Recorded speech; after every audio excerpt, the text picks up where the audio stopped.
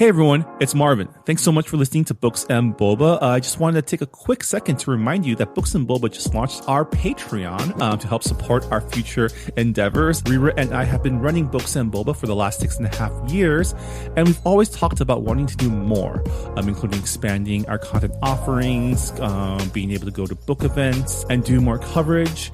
And so to help us get closer to those ambitions, we started a Patreon to help us grow and to better support books by Asian and Asian American authors. We are offering 2 tiers for our Patreon. The first is our regular Boba member coming in at $3 a month, which will give you access to our brand new Books and Boba Discord server, so you can engage with your fellow Books and Boba Club members and also Rhee and myself in real time. This is where we'll be aiming to move the bulk of our book club discussions, but rest assured we'll still have a presence on Goodreads as well.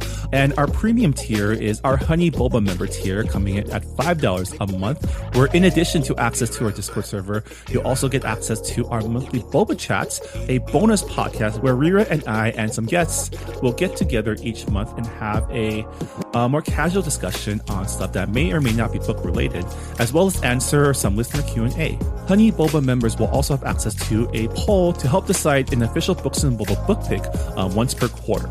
So if any of that sounds interesting to you, support Books and Boba on Patreon by going to patreon.com/booksandboba. As always, Rhee and I really appreciate your support. All right, thanks for listening, and I'm on with the show.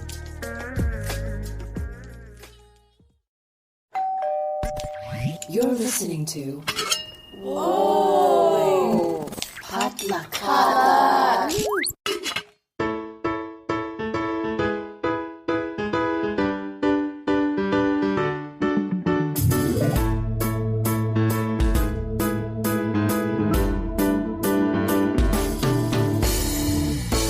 And welcome back to Books and Boba, a book club and podcast featuring books by Asian and Asian American authors. My name is Marvin Yue.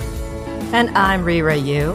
And we are here today for our September 2022 mid-month book news episode. We've had a jam-packed month of episodes this week with a ton of author interviews. So this is coming to you probably a week later than we wanted to, but that's mainly because I forgot that we needed to do this month. Also, I was gone for a week, so time does not really work out in our favor when it comes to compiling news for us. But it's good. We're doing it. We're fulfilling our personal, I guess, covenant to each other to do this once a month. And there's still a ton of really cool book deals coming through the pipe, and we're excited to share that with all of you, as well as some news, some good news and some bummer news. But we'll get there when we get there. But yeah, let's get started as we always do with the latest Asian and Asian American book publishing news. Rhee, tell us what our first deal is. Okay, so our first deal is Hyewon and Friends acquire Judy I. Lin's Song of the Six Realms. Judy I. Lin is the author of A Magic Steeped in Poison. In this dark gothic YA fantasy pitched as Chinese mythology meets Daphne du Maurier's Rebecca, a young scholar buys the remaining years on an orphan girl's contract to play as his personal musician at his rural manor. But she's in for more than she bargained for when her new master is not human and his home is in the celestial realm. Publication is slated for early 2024. Nice. This must be the book that Judy was talking to us about in her interview with us. That's true. The interview that we have not published yet, that you will hear probably in 2 weeks. But yeah, no, we talked to Judy I. Lin about her latest novels, A Magic Steeped in Poison, and its sequel, Venom, Dark and Sweet. And yeah, this sounds like a good mix of both of our interests. We have the Chinese mythology, and we also have the music story. I'm not familiar with I was going to say, like, Rebecca is one of my favorite books ever. So that is very exciting. Have you seen the Netflix adaptation of Rebecca? I don't think it's that good. However, it gets the job done. I have no idea what Rebecca is, so can you give me a quick synopsis? So a quick synopsis. Rebecca is about this lady's maid who is on holiday with her boss, and she runs into this wealthy single bachelor. And everyone is telling her that he's grieving because his first wife died tragically. And pretty much they fall in love and they get married. I'm like really glossing things over, by the way. They get married and after their honeymoon, they go back to his estate. And at his estate, Manderley, she is constantly reminded of his first wife's presence. Like everyone's saying, wow, she was like such an amazing person. She threw these amazing parties. She was so elegant. But every time when she tries to bring Rebecca up to her husband, he gets really angry.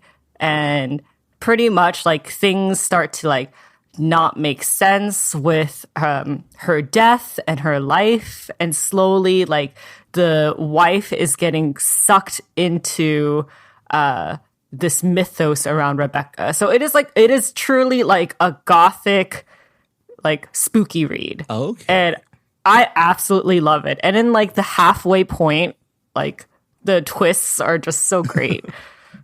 Yeah, we've read a couple books that, take place in and around the Chinese mythical realms. And excited to see Judy's take on it. She did such a great job with the Book of Tea series and interested to see where this goes. All right, next up, Harper Via acquired world English rights to C.K. Chau's Good Fortune. This reimagining of Pride and Prejudice is set in New York City's Chinatown in the early 2000s and follows a young woman whose fight against her neighborhood's gentrification sets tension ablaze in her familial and romantic life. Publication is set for summer 2023. Another reason for Marvin to finally read Pride and Prejudice. Is it because I have all these adaptations and reimaginings? No, it's not the same. Oh my goodness, it's not the same. We are on a book club podcast and you're saying, oh, but I could just watch the movie. How fucking dare you? I never said the movie. If I was going to watch one, I would watch the BBC series because apparently that's the superior version, according to my fiance. It depends. I say this as someone who has watched the BBC series like at least 2-3 times every other month as like my comfort series. But anyway, I digress. Yeah. This sounds really great. I love stories about, fighting against gentrification because yes, eat the rich and Pride and Prejudice. Yeah.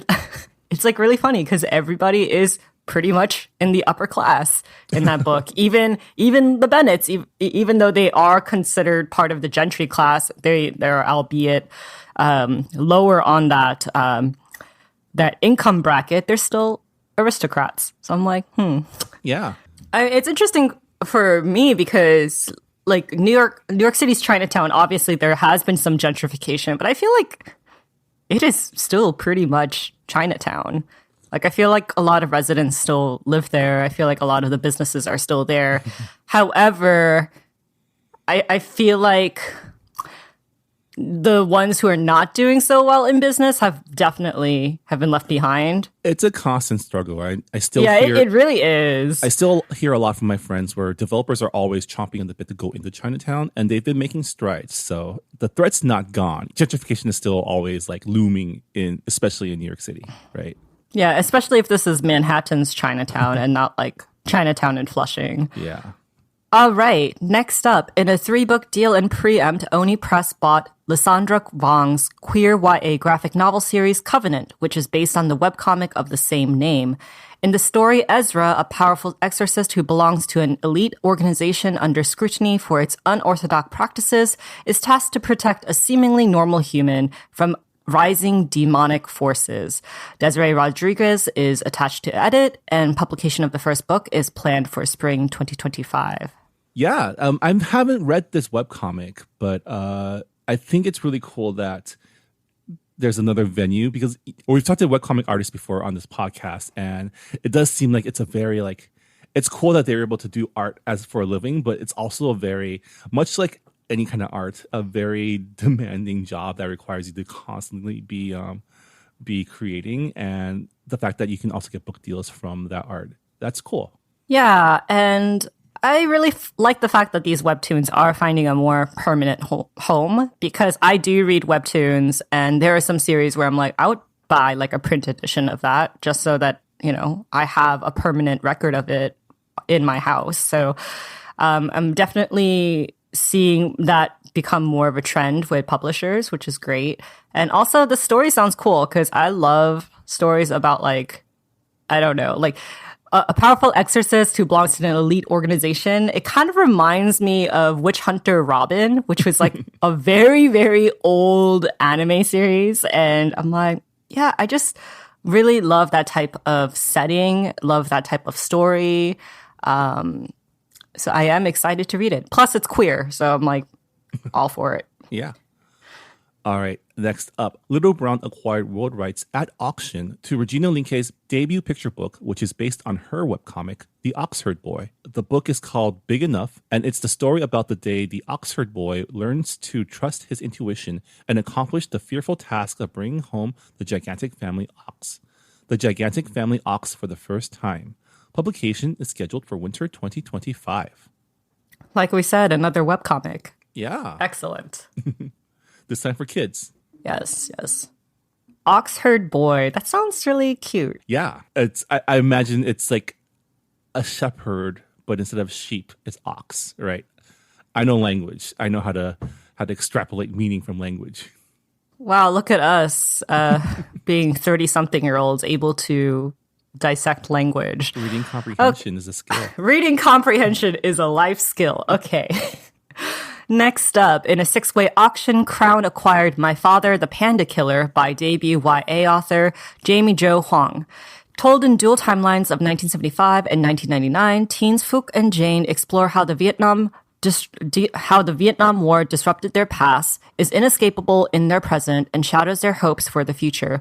Publication is scheduled for fall 2023.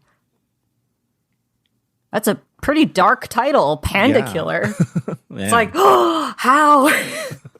It's very shocking, and I'm not expecting some sort of panda death in this book, which already makes it sad, not including the whole Vietnam War generational trauma aspect of it as well. But I think it's cool that this is a YA story touching on these dark themes that real people deal with. Yeah, and like the theme of how this war is inescapable in their present. Obviously, like we have read a lot of books about the Vietnam War and the second, third gens, and we've talked about intergenerational trauma as like a big theme. Yeah. And it's nice that we're seeing this shown in literature intended for younger audiences. So, yeah. Yeah. All right, our next deal. Holiday House imprint Neil Porter Books acquired Toto, a picture book by Hyewon Yum, the author of Luli and the Language of Tea. The picture book is about a girl with a facial birthmark that she nicknames Toto, but worries that her classmates will only see Toto and little else. Publication is planned for summer 2024. So I'm guessing that the birthmark is like on her face or somewhere like very visible. Yeah, I mean, I have a friend who has a birthmark right above her on her brow. And I mean, it's not super noticeable, but then you know how kids suck. Yeah, you know how kids are. Yeah. Well, it's nice to have a book that says, hey, yeah, stop that. Don't be rude. Don't be mean. All right, next up. Athenium acquired at auction A Suffragist Guide to the Antarctic, a YA historical novel by Thurber Prize semi-finalist Yi-Shun Lai. Pitched as a lady's guide to petticoats and piracy meets Ernest Shackleton. The book follows Clara, who lies about her age and her citizenship to land a coveted spot on an Antarctic expedition with an eccentric British expedition leader. But when the crew is marooned on an ice floe, Clara's self-propelled mission to advance the women's suffrage movement takes a backseat to survival. Publication is set for spring 2024. Man, that sounds harrowing. It's also a great title, by the way, A Suffragist Guide to the Antarctic. Yeah. Although I don't know how I feel about someone putting aside her. I mean, I guess survival takes precedence over freeing your gender from oppression. But I don't know about like setting that aside. Maybe, I don't know. Maybe I'm reading too much. It sounds cool, though, with like the Antarctic expedition. Yeah. But it sounds really cool and fun. I mean, cool because Antarctic. Yeah. And fun because survival. Yeah. Actually, I would not volunteer to be on like an exploring like journey, an expedition. Well, you and I are both not outdoor people. Like we don't. Well, that too, but it's just like even as a kid, I watched a lot of documentaries and like read a lot of books about like explorers getting marooned or dying or their teammates dying or getting their limbs amputated. And I'm like, does not sound like a happy time. All right. Well, congrats to Yi Shun Lai. Next up, in an exclusive submission, Disney's Rick Riordan Presents acquired The Spirit Mirror by Roshani Chokshi, author of the Arusha and the End of Time series. Pitched in the vein of the Graveyard Book with Filipino mythology, this middle grade novel is about an orphan girl who is descended from Babaylans, mystical healers and spirit guides, and who, upon her 11th birthday, must learn to harness her powers in order to bring her ghost parents back to life. Publication is scheduled for fall 2023. So yeah, I guess like a supernatural coming of age story. Maybe some Filipino flavored gothic vibes because of the ghost parents. It sounds interesting.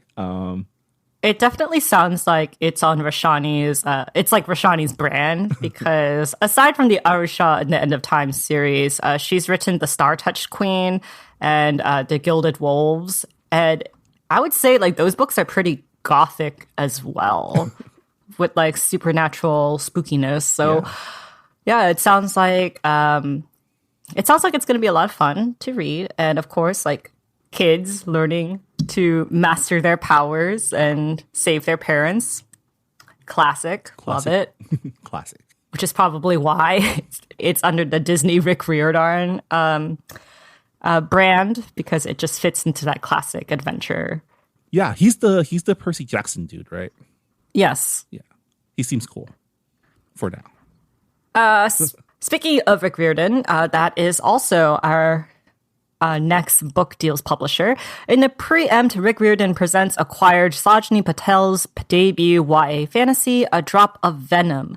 This feminist reimagining of Medusa's origins, inspired by Indian lore, follows a young serpent queen's rise to power and the slayer sent to kill her, questioning what it truly means to be a monster. Publication is scheduled for spring 2024. Yeah, this is cool. The original story, if you do a feminist reading of it, is pretty misogynistic and patriarchal, right? I mean, look at Greek mythologies in general. It is all patriarchal, and usually women get the very low, get the low deal, get the short end of stick. So yeah, I'm interested to see this take on it. I think definitely recontextualizing our myths and our preconceived notions of what a monster is really, really speaks to us as people who are essentially still othered in their culture and could very easily become, the monster, right? So, yeah, there's a lot of deep themes that can be mined from this type of reading and this type of reimagining. So, looking forward to Sajni Patel's debut. All right, next up, Random House Studio bought in an exclusive submission world rights to Helena Khoury's The No Shoes Home. Illustrated by Yum, the picture book is about a girl named Mina and her family's tradition of always taking their shoes off when they enter the house. Publication is slated for summer 2025. Oh, we finally have a book that explains to not wear your shoes in an Asian home to young kids. It's not as much an issue here, where we live, because I think most people here have interactions with Asians, so they're not as weird about it. But people got weird about it when I was on the East Coast, for sure. I feel like a lot of non-Asians I know also take off their shoes at their porch or in their threshold, because they just they don't want to clean all the time. So it's yeah, I feel like people have indoor shoes or slippers they wear. Some Asians have indoor slippers too. I feel like it seems to me as common sense, you don't want to drag literal dirt from outside into your home. But then what I found is the people who don't do it care a lot that you want them to do it. I don't think it's really a cultural thing as much as a personality thing, to be honest. I mean, when I was living in the dorms, like we wore our shoes in the common area, but then when it got to like our bedroom, I always took my shoes off before I went in. Yeah. So some people thought that was weird because it's just like you're already wearing your shoes inside your house. So why are you taking your shoes off like outside your bedroom? And I'm like, because I'm gonna be in my bedroom. I'm gonna be on my bed. I'm gonna be walking around. Like I want the floor to be a little bit more pristine in the place that I sleep. Also, I just don't like being in my shoes all day. My feet get sweaty and they need to breathe. And, you know. Maybe you're wearing the wrong shoes. I mean, do you want to be in socks all the time? Like. Okay. Wait, do you keep your socks on indoors? I mean, a lot of the times, but I don't really have any issues with like keeping my socks on. I actually prefer keeping my socks on when I'm at other people's houses. Well, yeah. Because it's like, I don't know if they have slippers or not, so. Well, yeah, I mean, I keep my socks on there. It's more like when I'm home, like it's more the shoes thing. It's just like, you know, it's like wearing sweaters on your feet. You're also talking to someone who wears fuzzy socks for comfort. Because it feels nice. Okay. Anyway, all right, next up, Little Brown bought world rights to I Drew a Heart by poet and author Gillian, the author of You Are My Favorite Color. And it is about a Chinese-American boy who goes about his day drawing hearts and learning a little bit about himself and about love along the way. And the book will be illustrated by Naoko Stoop. Publication is scheduled for fall 2023. That sounds cute. I'm just like drawing hearts. So hopefully this is like on paper and not just like on like walls and random things. Hey, I mean, there's nothing wrong with putting little public art out in the streets. Yeah. I mean, legally it's a gray area, but it's not a lot to go on, but I am interested in learning what he learns about himself and what he does love about himself along the way, because self-love is a very important message and kids need to learn it very early on. Yeah. All right. Next up, Quiltry Books acquired at auction world rights to Perfect. Written by Waka T. Brown and illustrated by Yuko Jones, this picture book follows a girl who wants all things to be perfect until her grandmother teaches her about the Japanese art of kintsugi, a broken pottery mending technique, and she learns to value life's imperfections. Publication is planned for fall 2024. Yeah, kintsugi is the, what is it? You like pour gold into the cracks so that like when you glue it together, you have like all of these like shiny bits that looks like veins. I always thought that it looked really cool. And it's really nice that there is a book that's teaching young kids like you don't have to be perfect all the time. That's definitely a message that I did not get growing up as an immigrant kid. So it's nice that there is an opposite message for it. Yeah, I mean, it's another step for, again, like developing healthy self-esteem in young children to not put the pressure of being the perfect extensions of their parents all the time, right? Well, it's not even about like being the perfect extension of their parents. It's just with social media and the way people post. It's like everybody needs to have a perfect post and everybody needs to look like they're having fun and they're beautiful every single moment of their life. So it's really nice to have a picture book that says, hey, like it's okay to not be perfect. There is beauty in imperfection. I think it's a very important message for kids to have. And I can't wait to see the illustrations as well, because kintsugi is a very beautiful type of art form. So, yeah. All right, next up, Barefoot Books acquired world rights to Ganesha Goes Green, written by debut author Lakshmi Thamizhmani and illustrated by Debasmita Dasgupta. In a village in southern India, a girl rallies her friends to help save the river from pollution during the annual Ganesha Chaturthi festival. Publication is slated for fall 2023. Yeah, sounds fun. We can't have a Books and Boba mid-month review without at least one Asian holiday picture book. And this is one that we haven't seen before. The Ganesha Chaturthi Festival. I am not good at pronouncing Indian words, so apologies if I butchered that. But not only is it about the festival, but also has a green message as well. Yeah, I mean, Ganesha, isn't that a Hindu? Yeah, they're the elephant one, the one with the elephant head.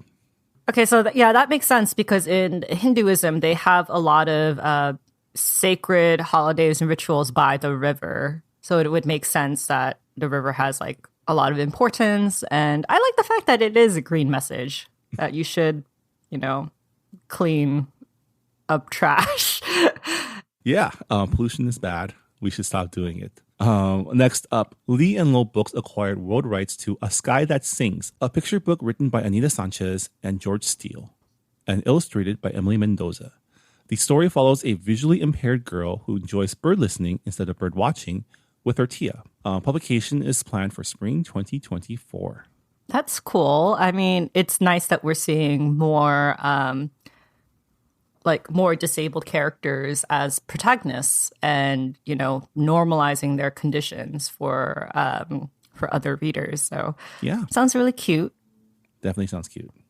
Also, bird listening sounds like something that anyone can do because bird watching, it's I have very bad hearing, directional hearing. So I wouldn't be able to track where the bird is depending on how it's singing. So I'll be I can hear it, but I can't see it. I don't know which direction it's coming from. So, yeah, I feel like bird listening is actually way more easier, chill for sure. Way more chill than bird watching. Because then you don't have to worry about being oh man, I missed it. This is a bird that you only see in this specific month of this season in this location. It sounds really stressful. So I don't know. Maybe the bird watchers in this podcast are being you've never tried it, so don't strike against it. I mean, also, again, we're not outdoor people, so. That's true. We are not outdoor people. Okay, next up. Candlewick Press bought Good Night Zodiac Animals by author-illustrator Jianmei Lin, a board book about the Chinese zodiac animals going to bed. Publication is slated for fall 2024.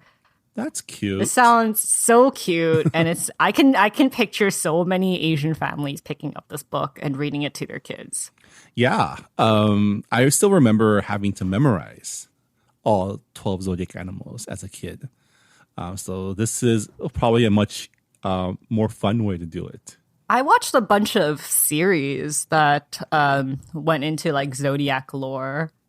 Fruit Basket is one, and then the other one was some Korean cartoon show where it also had a cat in it. But I actually had it wasn't a storybook, but it was an audio book of the original myth where they would act out the different animals. It was pretty fun.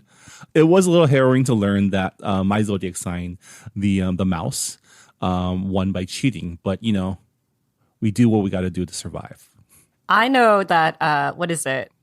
For Korean parents, they don't want a daughter who is born in the year of the horse, and I'm born in the year of the horse because they are worried that the girl will be too independent and stubborn to find a mate. And what is it? I'm born in the year of the horse, and I'm also born in the hour of the horse. So my parents were oh snap! This girl is not going to listen to us at all. It's funny because they'll say they're not superstitious, but they're totally superstitious, and they're always just oh, you're like this because of your zodiac / astrology sign.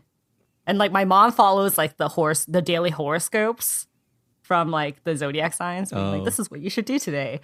And I'm for someone who's saying they're not superstitious, you're real superstitious about the stuff. I mean, I barely know what rising symbols are. Oh no, I'm talking about Asian horoscope though. Your elemental and I just know the basics. I'm still on my campaign that it's not the year of the rat, it's the year of the mouse, because it's the same word, and mice are way more cute than rats. I mean, it's the same thing with sheep, right? People think that it's the ram, and I'm no, it's the sheep. But is it because they also do matchmaking with zodiac animals. They'll tell you if your partner is this zodiac animal, you should not date them. And I'm just yeah, I don't know. I was really? Do you? Because I went to school with people born in the same year as me, and let me tell you, all of us are not the same. I mean, I have a friend who was born literally 6 days after me. And I'm like, we are polar opposites. If you look at our horoscopes, we're supposed to be the same, but we're not. So I think really it's just, don't believe in it. it's just easier to categorize and like generalize a population by assigning, stereotypes based on arbitrary things like when you were born. So I don't know. I mean, Rhee and I obviously are non-believers in this stuff. But I mean, it's fun. I'll admit it. I like looking at the horoscopes and being like, okay, well, it's telling me to do my chores today. I guess I will. Yeah, I mean, just take it with a grain of salt. Don't. It's a fun thing. You shouldn't make it like, you shouldn't let it dictate your entire life because that's how you join a cult. And that's how you buy almanacs from the bookstore every year. I think we just pissed off all of our spiritual listeners. It's fine. They know who we are. Like, they know what type of people we are. All right. Our next book deal. Red Comet Press acquired world rights to Postcards from Malcolm X, How Yuri Kochiyama Became a Civil Rights Activist, written by Mia Wenjen and illustrated by Keith Henry Brown. The biographical picture book focuses on Kochiyama's life and her friendship with Black Power leader Malcolm X.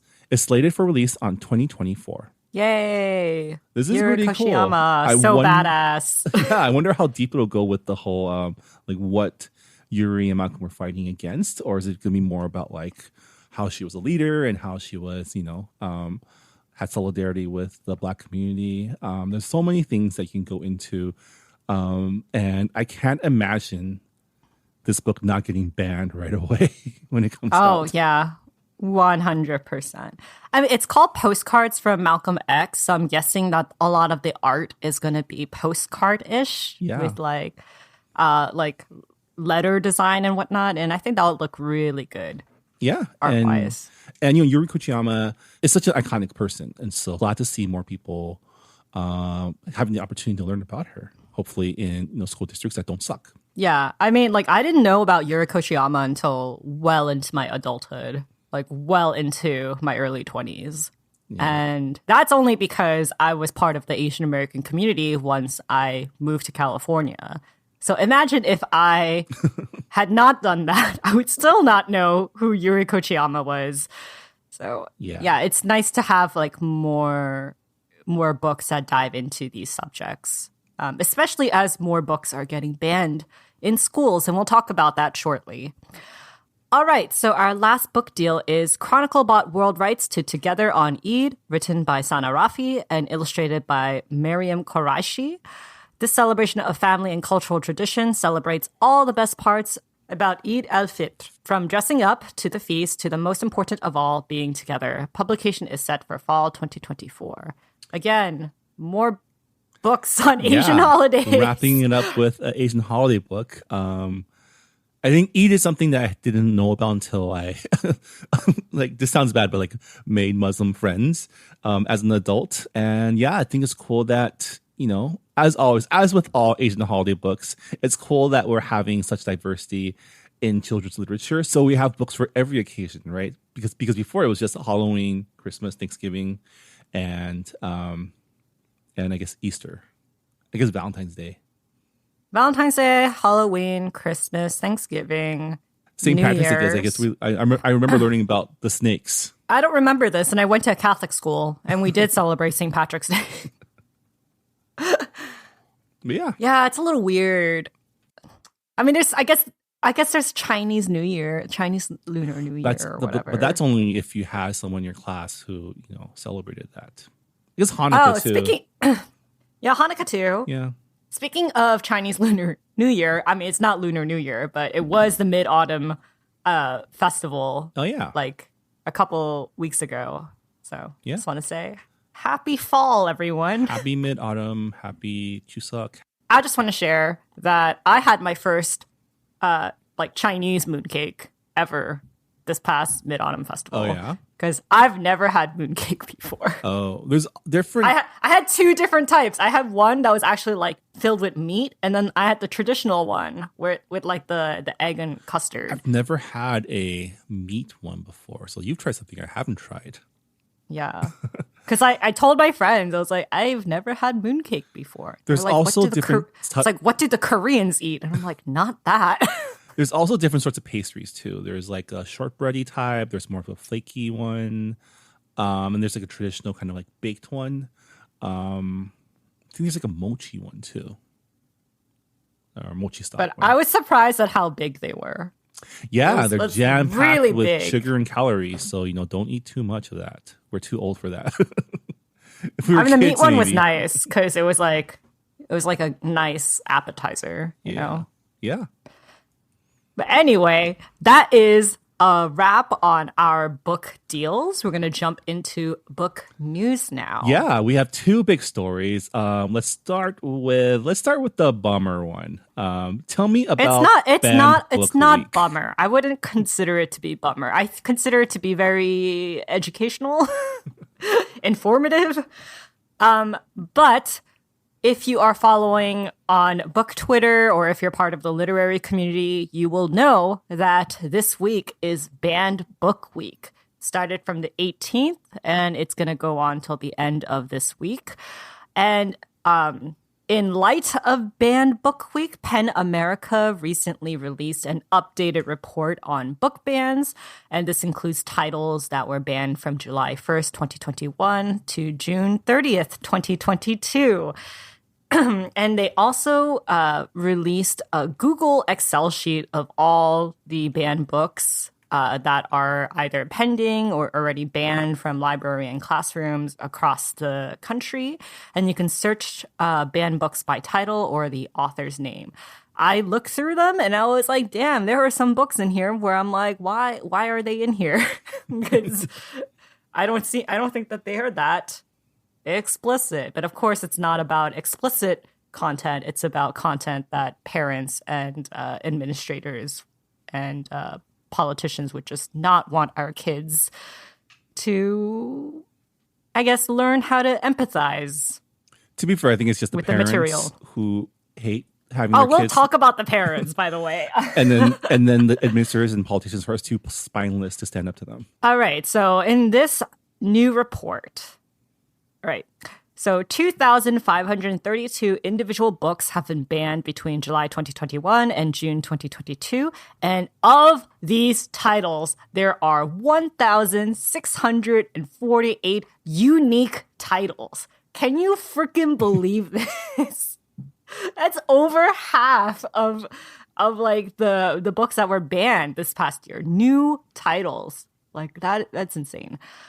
All right, so PEN America estimates that approximately 4 million students and over 5,000 different schools across 32 states are impacted by these book bans.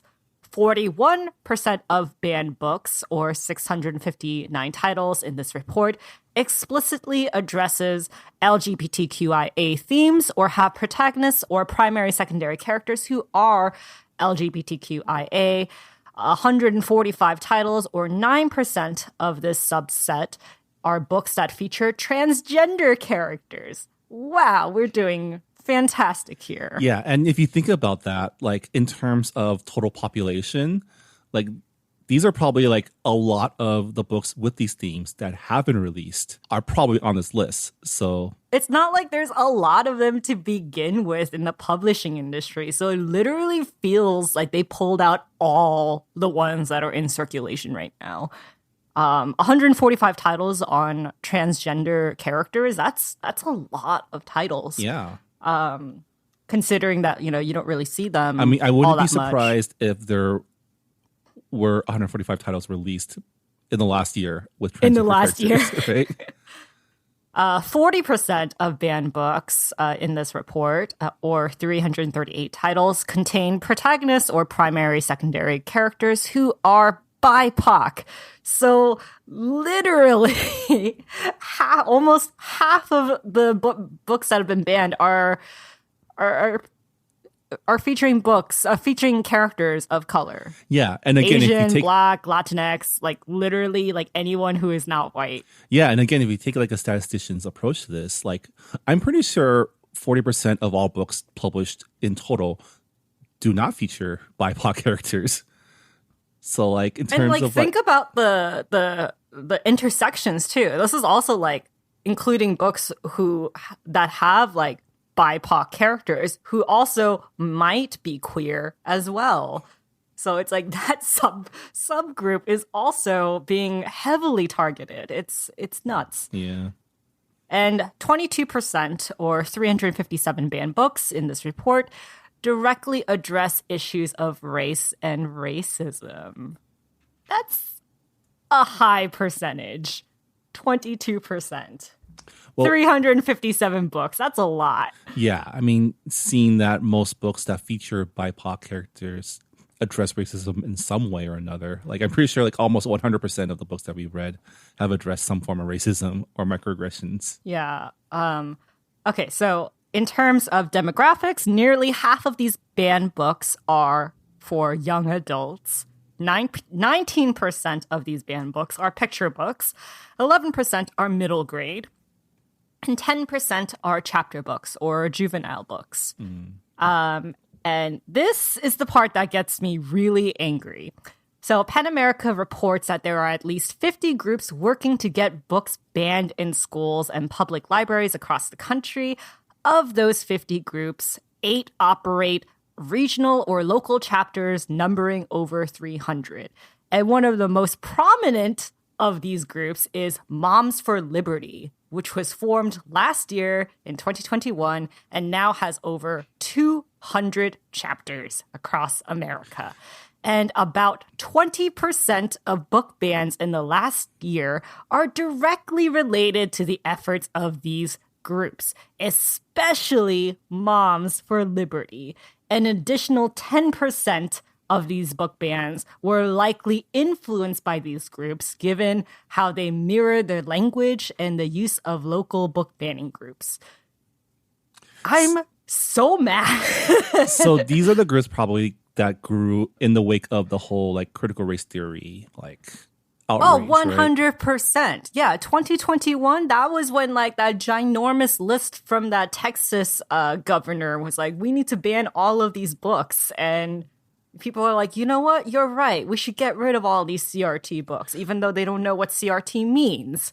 I remember Kelly Yang's like front desk was part of that list, right? And that's like, oh, it's still part of that list. I checked the Excel sheet. Yeah, her book is super banned in classrooms. It's not even an inflammatory book. It's not like, you know, fuck all white people. It's like, hey, check out this immigrant family, what they do to survive.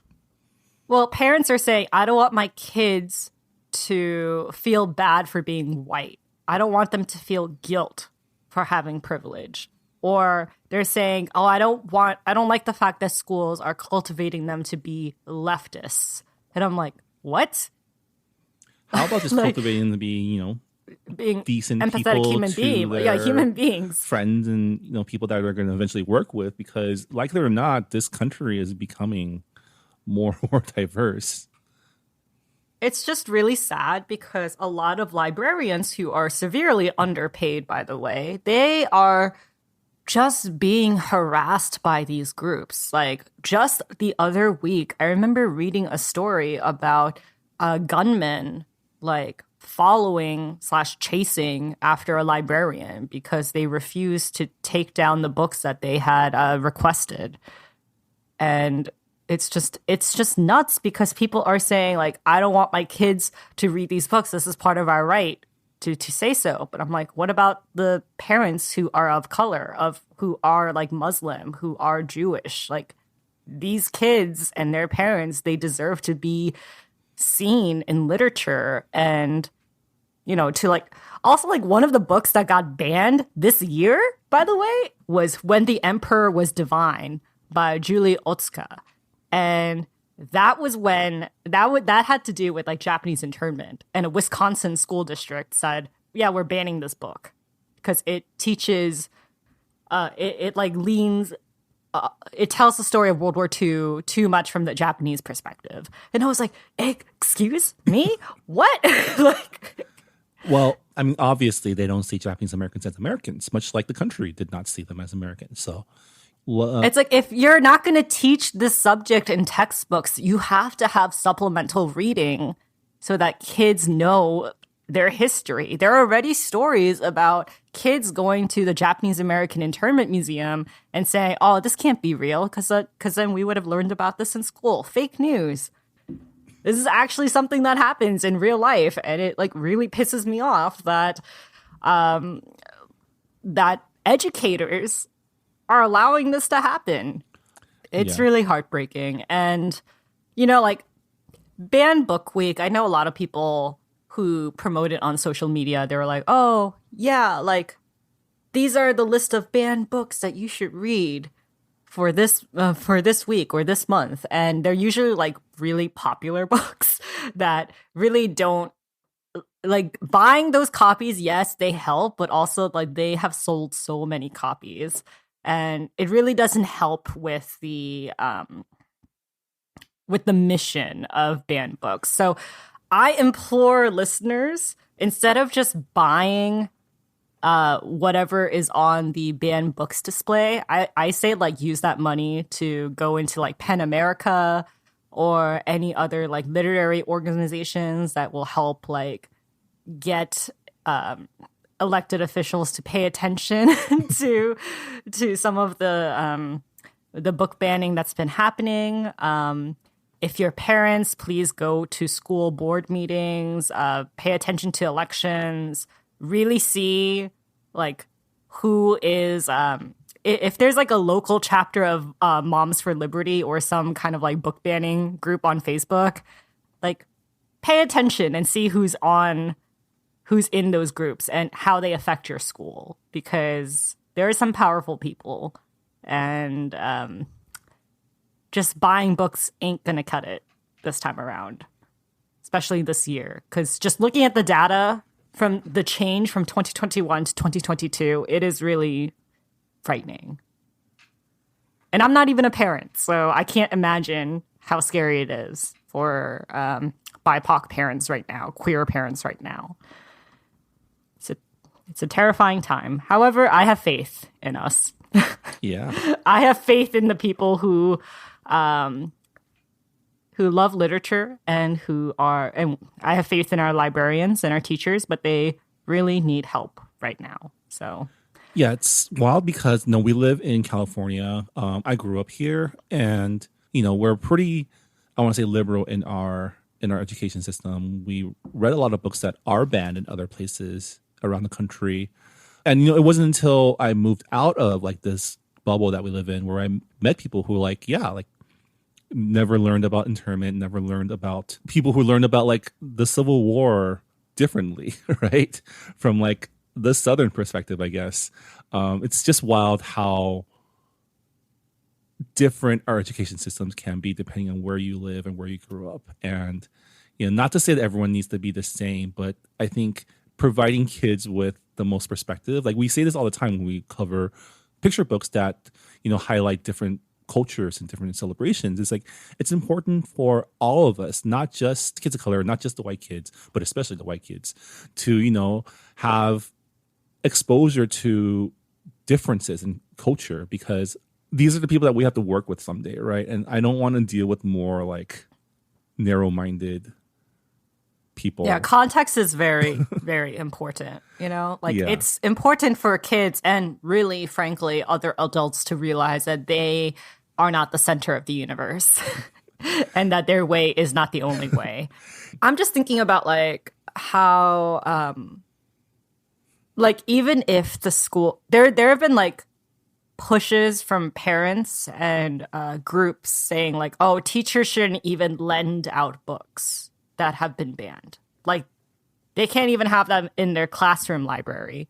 And I think that's a little bit alarming too, because for me, like a lot of the quote unquote CRT books that I read growing up, they were through my teachers. My teachers knew that I read really fast. And when I would finish like a class, like a mandatory classroom, mandatory like book for our curriculum, they would offer me an alternative. They'll be like, hey, you already finished the book and you already did all the assignments. You want to read this book? And this is how I read like Night and Farewell to Manzanar. Like, those are books that are banned in schools right now and have been. So it's like they're closing down all of the alternative routes that kids can even get their hands on these books. That's wild, because Farewell to Manzanar was required reading for us. I know, right? That's what I heard. And also, it's really sad because libraries are considered like such safe spaces for people. And to have that space removed by adults is just, I don't know, it's a little bit sickening. Like, you don't need to have an adult sign up for you to get a library card at your school. A lot of kids get their reading materials at school, and it's not being monitored by their parents. So they're able to like read like not Harry Potter, let's not mention that book, but they're able to read like Percy Jackson and maybe like series that their parents might not approve of. And they can do that at school because they don't have like helicopter parents looking after them. But yeah, it's a little sad. All right. So our final piece of news is that the National Book Award 2022 longlist nominees were announced, and the finalists will be announced on Tuesday, October 4th. But we do have some authors of Asian descent on the long list, and we're just going to be going over the titles and briefly what they're about. And this is from the National Book Award website. So for Best Fiction, we have When We Were Sisters by Fatima Asghar. The debut novel explores the interior lives of 3 orphaned Muslim American girls who are left to raise one another after their parents' death and to build homes both within and outside of each other. Also nominated is The Haunting of Haj Hotak and Other Stories by Jamil Jean Kochai. His book explores characters of the Afghan diaspora living in the United States and in modern-day Afghanistan in his short story collection. From children and college students to doctors and government surveillance workers, these characters wrestle with the effects of war and forced displacement. And finally, we have All This Could Be Different by Sarah Thankam Matthews. Set in Milwaukee at the height of the Great Recession, All This Could Be Different is the story of Sneha, a young queer immigrant who creates a community for herself while grappling with the pressures of financially supporting her family in India, the threat of layoffs and homelessness, and the oppressive demands of capitalism. All right. In poetry, we have As She Appears by Shelley Wong. Wong's debut poetry collection centers queer women of color in their being and becoming, spanning pride dances, late-night meals in Chinatown, and a summer on Fire Island. As She Appears explores femininity, sexuality, and identity, and remains open to joy, lust, and the self-love despite or in contradiction to the brokenness of the world. Also nominated is The Rupture Tense by Jenny Xie. Xie's collection begins with poems inspired by the photography of Li Zhenshen, whose negatives, hidden under his floorboards to avoid government seizure, provides one of the few surviving visual archives of the Chinese Cultural Revolution, and concludes with an aching eulogy for the poet's grandmother, who took her own life shortly after the end of the revolution. For young people's literature, we have A Thousand Steps into Night by Tracy Chee. Inspired by Japanese folktales, the novel follows Miyuko, an innkeeper's daughter from the realm of Awara, as she embarks on a journey to break free from a curse. Miyuko's quest compels her to interrogate the expectations for women in a patriarchal society and the horrors carried out by gods, monsters, and humans alike.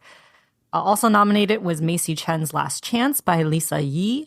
In Macy Chen's Last Chance, Maisie spends the summer in Last Chance, Minnesota, as she and her mother care for her ailing grandfather. As 11-year-old Maisie spends more time at her family's restaurant, the Golden Palace, she comes face-to-face with an anti-Asian hate crimes and discovers her family secrets that strengthened her own relationship with her culture. And also nominated is All My Rage by Sabah Tahir. Spanning decades and crossing oceans, Sabah Tahir's All My Rage follows the story of a working-class Pakistani-American family from their origins in Lahore to their present-day life in Juniper, California. Alternating between the son's perspective and that of his best friend, the novel compassionately follows the 2 teenagers as they grapple with questions of identity, home, family, and forgiveness. And finally, for translated work, we have Seasons of Purgatory by Shahryar Mandanipour, translated from Persian by Sarah Khalil. The short story collection addresses the cruelties of war through the perspectives of those most affected by the never-ending violence. A soldier reevaluating his role as a nuclear power plant guard, a friendship that is inextricably linked to the horrors of war, and the slow disintegration of an Iraqi corpse wounded in battle. Also nominated, Scattered All Over the Earth by Yoko Tawada, translated from Japanese by Margaret Mitsutani. In Scattered All Over the Earth, Hiruko is a climate refugee from Japan, a country that, along with her mother tongue, no longer exists, who teaches her invented language to young immigrants in Denmark. And finally, Ibn Arabi's Small Death by Mohammed Hassan Alwan, translated from Arabic by William M. Hutchins. Ibn Arabi's Small Death is a first-person fictionalized account of the life of Sufi master, poet, and philosopher Ibn Arabi. Readers follow Ibn Arabi as he travels through 11th and 12th century Europe, Northern Africa, and the Middle East on a journey of self-discovery that profoundly influences his future works. So those are the long-listed nominees for National Book Award 2022. The finalists will, again, be announced on October 4th. Some of these books I've heard great things about, like Tracy Chee's A Thousand Steps Into Night. That has been on my list for a very long time because I just love books that are inspired by Asian folktales, especially like Japanese folktales. Kind of reminds me of Inuyasha. Yeah. Exposing myself as a weeb here. And I'm also excited to read Scattered All Over the Earth by Yoko Tawada, because Yoko Tawada is the author of Memoirs of a Polar Bear. She writes a lot of weird books, and I'm all down to read more like surreal novellas. And this one sounds really interesting because it's because her book's about like climate crisis and language, and it sounds really interesting. So I might be reading it sometime this year, either through this book club or just for myself, because I just like to read weird things. I thought Rupture Tense was pretty interesting. Rupture Tense by Jenny Shi, the poetry collection that was inspired by the photography of Li Zhensheng, and pretty much like poetry that was inspired by the Chinese Cultural Revolution.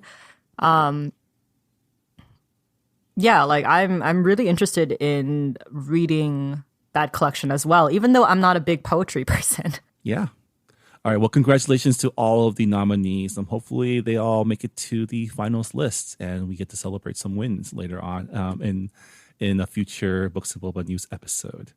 But on that note, that'll do it for this episode of Books and Boba. Rhee, as always, thanks for compiling all the book and publishing news. Before we go, can you remind our listeners what we're reading for the month of September? We're reading the thriller You're Invited by Amanda Jayatissa. It has been pitched to us as Crazy Rich Asians meets Gone Girl with a mostly all-female cast. It is pretty much spooky season, so I thought this would be a good pick for us. It's pretty much about a Sri Lankan woman who is now living in LA. She learns that her former best friend is marrying her ex-boyfriend. Oof. And she will do anything to stop the wedding, but then something happens at the wedding and she suddenly becomes accused of attempted murder.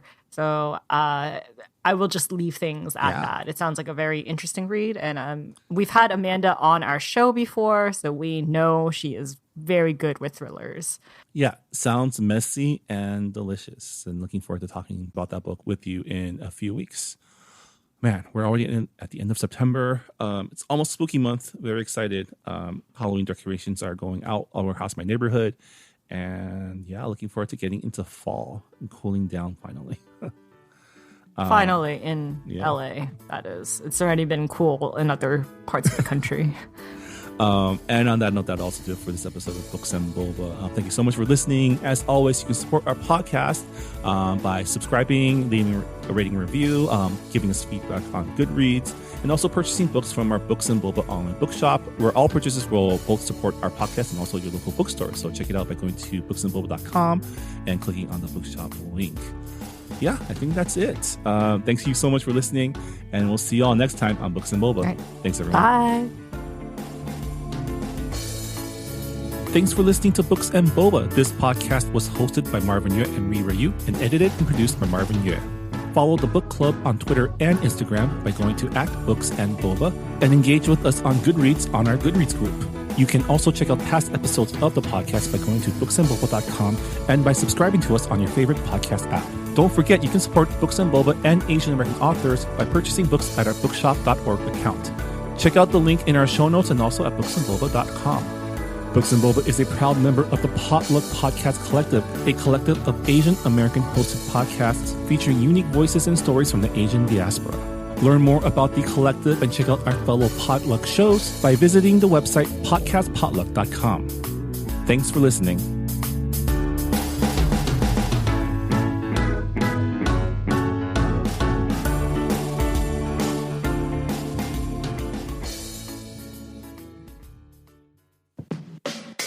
Hey, I'm Phil Yu, and you may know me from a blog called Angry Asian Man. And I'm Jeff Yang, author, journalist, and celebrity dad. We host a podcast called They Call Us Bruce, an unfiltered conversation about what's happening in Asian America. Each week or so, we host a discussion about some of the most vital and interesting topics in our pop culture and our community, bringing in guests who are shaping and informing this thing called Asian America from Hollywood to D.C. and beyond. We got media, entertainment, food, family, politics, representation. The good, the bad, the WTF of it all. So check us out wherever you get your podcasts or at theycallusbruce.com. Peace. Peace.